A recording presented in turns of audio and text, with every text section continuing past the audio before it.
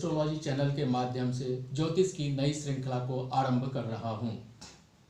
मैं संजीव झा जीवन के आरंभिक पल से ही अध्यात्म में अभिरुचि रखा और विगत 35 वर्षों से अध्यात्म के मार्ग पर चलते हुए ज्योतिष का अध्ययन कर रहा हूँ। जैसा कि आप सभी जानते हैं कि आजकल मानवीय संस्कार का अधोगति हो रहा है। लोग मानवीय संस्कार को भूलकर अधोगति के पथ पर निकल चुके हैं, जिसके कारण से मानव का जीवन सुखी नहीं है और लोग ज्योतिषों के पास उपाय के लिए भाग रहे हैं। किंतु इन सबों का उपाय उनके अच्छे पारिवारिक संबंधों में ही निहित है। इसका समर्थन हमारे वेद भी करते हैं। हमारे महर्षियों ने जो वेद पुराण लिखा है उसमें भी इसका समर्थन किया है। अतः मानवीय संस्कारों के उत्थान के निमित्त महर्षि पराशर द्वारा रचित बृहत्पराशर होरा शास्त्र में वर्णित भावत भावम सिद्धांत की विवेचना के माध्यम से मानवीय माधुर्य संबंधों के अनुरक्षण की महत्ता को उजागर करने का मैं एक छोटा सा प्रयास कर रहा हूँ। जैसा कि आप सभी जानते हैं, ज्योतिष वेदांग है, वेद का अंग है। ज्योतिष वेद की आंखें हैं। हमारे से महर्षियों ने मानव जीवन के विभिन्न पहलुओं का अध्ययन करने के लिए इस समस्त भाचक्र को, जोडियक को 12 भागों में विभाजित किया।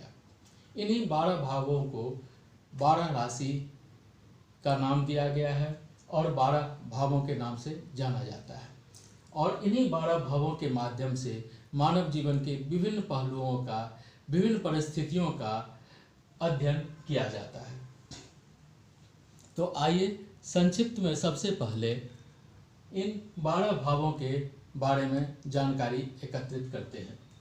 सर्वप्रथम प्रथम भाव को तनु भाव कहते हैं, द्वितीय भाव को धन कहते हैं, द्वितीय भाव से कुटुंब देखा जाता है, द्वितीय भाव से आपकी वाणी देखी जाती है, तृतीय भाव पराक्रम का भाव है, तृतीय भाव बल का भाव है, तृतीय भाव आपके भाई बंधुओं का भाव है, चौथे भाव से माता, सुख, वाहनों का सुख इत्यादि देखा जाता है, पंचम भाव से संतान, प्रेम और पुण्य, अर्जित पुण्य भी देखा जाता है, छठे भाव से शत्रु, रोग और सर्विस को देखते हैं, सातवें भाव से आपकी भार्या को, आपकी पत्नी को, आपके पार्टनर को देखा जाता है, आठवें भाव से आयु, नौवें भाव से भाग्य, 10वें भाव से कर्म, 11वें भाव से लाभ, 12वें भाव से व्यय देखा जाता है।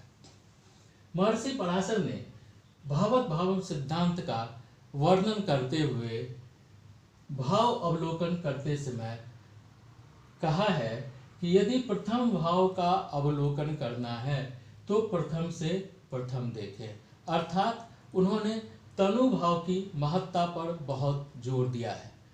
उनका शब्दों के बीच में जो गैप है उसे यदि आप अपना विवेक से चिंतन करते हैं तो आपको समझ में आएगा कि आप यदि धर्मानुकूल जीवन जीते हैं, ईश्वर में भक्ति करते हुए अपनी सारी रिस्पॉन्सिबिलिटी को डिस्चार्ज यदि धर्म के अनुसार करते हैं, धर्मानुसार करते हैं, यदि अनुशासन प्रिय होके करते हैं तो आप जब पिंडम तत् ब्रह्मांडम की अनुभूति को प्राप्त करते हैं और अंत में हम ब्रह्मास्मि का उद्घोष कर स्वर्णिम जगत की स्थापना में अपना योगदान प्रदान करते हैं। दूसरे भाव के बारे में अवलोकन करने के लिए भाव सिद्धांत के रूप में महर्षि पराशर कहते हैं कि यदि दूसरे भाव की विवेचना करना हो तो दूसरे से दूसरा देखें, अर्थात तीसरे भाव को भी देखें। अर्थात धन के बारे में जानना हो, कुटुंब के बारे में जानना हो, आपकी वाणी के बारे में जानना हो तो न केवल सिर्फ दूसरा भाव देखें, दूसरा से दूसरा अर्थात तीसरे भाव का भी उतना ही अवलोकन करना चाहिए जितना सेकंड भाव का अवलोकन करते हैं। इसका प्रमुख रीजन यह है कि आप अपने कुटुंबों के माध्यम से, अपने परिजनों के माध्यम से, अपने बंधु बांधवों के माध्यम से आप कार्य कर धन उपार्जन करते हैं। यदि आपके बंधु प्रसन्न ना हो, आपसे खुश ना हो, तो आप कहीं पर भी कार्य करके धन एकत्रित नहीं कर सकते हैं, चाहे वो व्यापार हो, चाहे वो सर्विस हो, या जीवन का और भी कोई क्षेत्र हो। इसलिए अष्टलक्ष्मी की यदि प्राप्ति करना है तो आपको अपने बंधु बांधवों के साथ, कुटुंब के साथ पारिवारिक संबंधों को अच्छा रखना होगा। न केवल पारिवारिक संबंधों को अच्छा रखना पड़ेगा, बल्कि यदि सामाजिक तौर पर जहाँ भी आप जुड़े हुए हैं वहाँ भी आपके सामाजिक बंधनों को अच्छा रखना होगा। तभी जाके आप धन एकत्रित कर सकते हैं, आप सुखी हो सकते हैं, आप पराक्रमी हो सकते हैं। इस तरह महर्षि पराशर ज्योतिष के माध्यम से संबंधों की माधुरता रखने के ऊपर में काफ़ी जोर दिया है। अर्थात यदि आपको धन की कमी है, यदि आपके घर में बहुत प्रॉब्लम आ रहा है, तो इसका क्लियर इंडिकेशन होता है कि आपके संबंध आपके परिवारजनों के साथ, आपके पारिवारिक रिलेशनशिप में कहीं न कहीं कुछ प्रॉब्लम है, जिसके कारण से आप सुखी नहीं हैं, आपको धनाभाव है, आप अष्टलक्ष्मी की प्राप्ति नहीं कर पा रहे हैं। इसी तरह महर्षि पराशर आगे कहते हैं कि यदि पराक्रम भाव का अवलोकन करना हो, तृतीय भाव का अवलोकन करना हो, तो तृतीय से तृतीया देखें, अर्थात पंचम भाव का अवलोकन करें। अर्थात यदि आपका पराक्रम को देखना है, आपके बंधु बांधवों की स्थिति को देखना है, तो आप न केवल सिर्फ तृतीय भाव को अध्ययन करें, बल्कि तृतीय से तृतीया अर्थात पंचम भाव का भी अध्ययन करें। पंचम भाव संतान का भाव है, पूर्व पुण्य का भाव है। अर्थात यदि आप अपने पराक्रम का सही प्रयोग अपने जीवन में करते हैं, अपने पराक्रम को धर्मानुकूल उसका प्रयोग करते हैं, तो आप पुण्य अर्जित करते हैं और उस पुण्य से आपको पराक्रम की प्राप्ति होती है और पराक्रम से आपको धन की प्राप्ति होती है। इस तरह से दूसरा भाव, तीसरा भाव और पांचवा भाव और प्रथम भाव सभी एक दूसरे के साथ संबंधित हैं और एक दूसरे के पूरक भी हैं। आगे ऋषि कहते हैं कि यदि चतुर्थ भाव का अध्ययन करना हो तो चतुर्थ से चतुर्थ देखें, अर्थात सातवें भाव को देखें। अर्थात यदि आपको सुख देखना है, यदि वाहन का सुख देखना है, माता का सुख देखना है, तो ना केवल आप चतुर्थ भाव देखें, चतुर्थ से चतुर्थ सप्तम भाव को भी देखें। सप्तम भाव आपकी भार्या का भाव है, सप्तम भाव आपके पार्टनर का भाव है। अर्थात आपकी पार्टनरशिप की खुशी, आपके भार्या के साथ संबंध, आपके गृहस्थ जीवन की खुशियाँ सिर्फ आपके पेरेंटल रिलेशनशिप के ऊपर में भी बहुत हद तक डिपेंडेंट है। इसलिए हमारे बुजुर्ग कहा करते हैं कि यदि विवाह करते हो तो अपने माँ बाप से आशीर्वाद लेके करो, उनकी खुशियों के साथ करो, सो डैट कि आपको वहाँ पर आपको ब्लेसिंग मिलती है और उसी ब्लेसिंग से आपका गृहस्थ आश्रम सुखी रहता है। यहाँ भी महर्षि पराशर संबंधों की महत्ता पर जोर दे रहे हैं। आगे बढ़ते हैं, पंचम भाव के बारे में कहते हैं कि यदि पंचम भाव को आपका अवलोकन करना है तो आप पंचम से पंचम भी देखें, अर्थात नवम भाव का भी अवलोकन करें। नवम भाव भाग्य का भाव है, पंचम भाव पूर्व पुण्य का भाव है।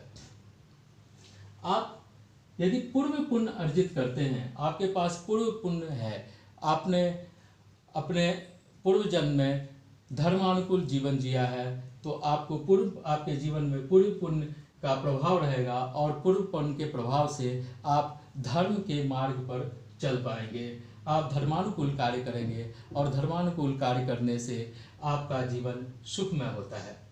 यहाँ भी यदि पांचवें भाव से यदि पूर्व पुण्य की बात करें तो पूर्व पुण्य अल्टीमेटली आपके वेरियस रिलेशंस का आउटकम है। यदि आपने सारे संबंध अच्छे रखे हैं तो आप पूर्ण पुण्य के भागी होते हैं, आप पूर्ण पुण्य अर्जित करते हैं और पूर्ण पुण्य अर्जित करने से आपको अच्छे भाग की प्राप्ति होती है और अच्छे भाग मिलने से आपका जीवन सुखमय होता है। उसी तरह छठे भाव का अवलोकन करते हुए महर्षि कहते हैं कि यदि छठे भाव का अवलोकन करना है तो छठे से छठा देखें, अर्थात 11वां भाव भी देखें। छठा भाव सर्विस का भाव है। यहाँ पर महर्षि कहते हैं कि यदि आप सर्विस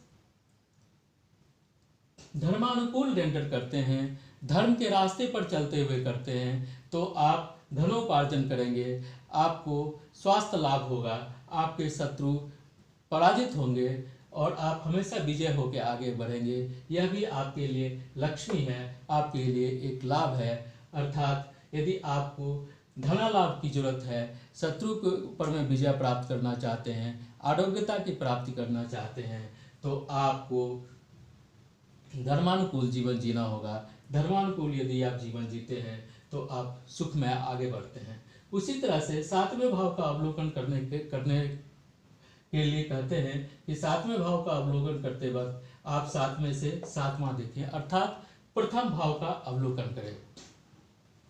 यहाँ पर बहुत इंपॉर्टेंट चीज़ महर्षि पराशर शब्दों के बीच बोलने की कोशिश कर रहे हैं, क्योंकि ज्ञान दो शब्दों के बीच का गैप में ही निहित होता है। आप अपना विवेक से यदि चिंतन करते हैं तो महर्षि कहते हैं कि आप पूर्ण तभी होते हो जब आपका गृहस्थ आश्रम बसता है, अर्थात गृहस्थी का लाभ उठाते हो। इसका कहने का मतलब यह है कि सातवां भाव प्रथम भाव का मिरर इमेज है, इसलिए पत्नी को अर्धांगिनी कहा गया है और इसी भाव से अर्धनारेश्वर की प्रतीकात्मक स्वरूप भगवान शिव लेकर हमें एक संदेश देते हैं कि आपकी पूर्णता तभी संभव होती है जब आप गृहस्थ आश्रम में प्रवेश करते हो, और गृहस्थ आश्रम में प्रवेश कर धर्मानुकूल यदि जीवन जीते हो तो आप सुखमय रहोगे। आपकी किसी भी तरह की कोई भी विपत्ति आपको टच नहीं कर पाएगी। आज हम सातवां घर तक की विवेचना करेंगे। अगले वीडियो में मैं 8वां भाव से लेकर 12वें भाव तक का विवेचना करूंगा भाव सिद्धांत के माध्यम से। किंतु इस डिस्कशन से, आज के डिस्कशन से यह समझ में आता है कि यदि हमारे पारिवारिक संबंध, हमारे परिवार के लोगों के साथ यदि माधुर्य संबंध है तो हम बिना किसी उपाय के जीवन अच्छा सुचारू रूप से जी सकते हैं और ज्योतिष का लाभ अपने जीवन को प्लानिंग करके ज्योतिष का लाभ ले सकते हैं, जीवन को सुचारू रूप से आगे बढ़ा सकते हैं। इस तरह से ज्योतिष सिर्फ उपाय का शास्त्र नहीं है, ज्योतिष हमें हमारे पूरे मानव समाज को उसके जीवन में होने वाली संभावित घटनाओं का अवलोकन कर उसे एक प्लान चार्ट देता है, जिसके बेसिस पर आप अपने जीवन को समृद्धशाली बना सकते हैं, प्लान वे में लाइफ को लीड कर सकते हैं, प्लान वे में अपनी जीवन यापन कर सकते हैं और सुखी हो सकते हैं। पराशर के भाव सिद्धांत का उद्देश्य कहीं न कहीं यह जरूर रहा होगा यदि आप यह विवेक से सोचते हैं। इन्हीं शब्दों के साथ आज मैं अपने वाणी को विराम देता हूँ और अगले वीडियो में 8वें भाव से 12वें भाव तक कैसे भावम सिद्धांत कार्य करता है इस पर व्याख्या करेंगे। नमस्कार।